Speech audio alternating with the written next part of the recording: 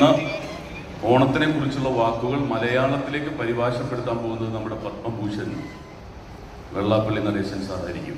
അദ്ദേഹത്തിന് ഇപ്പോൾ ഇത് കിട്ടിയിരിക്കുകയാണ്. അത് എങ്ങനെയായിരിക്കും എന്നുള്ളത് സങ്കല്പിച്ചാൽ മതി. തമാശയുടെ ഭാഷയിൽ മാത്രം എടുക്കുക. അപ്പൊ മോദിജി നിങ്ങളുടെ മുന്നിലേക്ക് എത്തുന്നു. नमस्कार।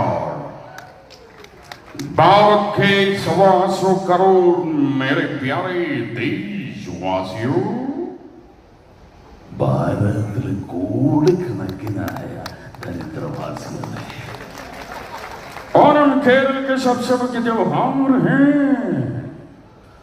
ഓണത്തിന് കേരളത്തിന് കിട്ടുന്ന സബ്സിഡി മനഃപൂർവ്വമാരും മുക്കിയെന്നാണ് അദ്ദേഹം പറയുന്നത്. ओणम श्रावण महीने में मनाया जाता है।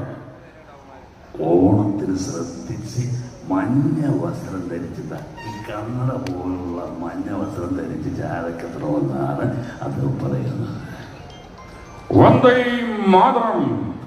വന്ദേ മാത്രം, ഒരു ദിവസം മാത്രമേ അദ്ദേഹം ഉണ്ടാവുകയുള്ളൂ.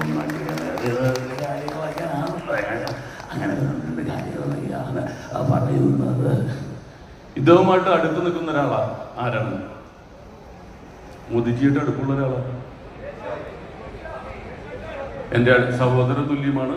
അദ്ദേഹം അവതരിപ്പിച്ചിരുന്നത് കോടീശ്വരനായിരുന്നു. നമ്മൾക്ക് ഓർമ്മ ഉള്ളത് welcome to the show of information and entertainment. ഞാൻ ചോദിക്കുന്ന ചോദ്യത്തിന് കൃത്യമായിട്ട് ഉത്തരം പറഞ്ഞാൽ നിങ്ങൾക്ക് കിട്ടുന്നത് 5000 രൂപയാണ്. Yes, 50,000 rupees. My first question. എൻ്റെ ആദ്യ ചോദ്യം, മലയാള സിനിമയിൽ ഷിറ്റ് എന്ന വാക്കിന് പ്രചുല പ്രചാരം നൽകിയ അതുല്യ പ്രതിഭാവിലാസക്കാരനായ നടൻ ആരാണ്? Who introduced the word shit to the Malayalam film industry? Options: A. Varun Gopi, B. Chilli Gopi, C. Subhash Gopi, and D. Suresh Gopi. താങ്കൾ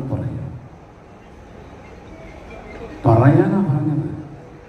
റൈറ്റ് ആൻസർ. നിങ്ങൾ പറഞ്ഞുത്തരം വളരെ ശരിയാണ്. പോയി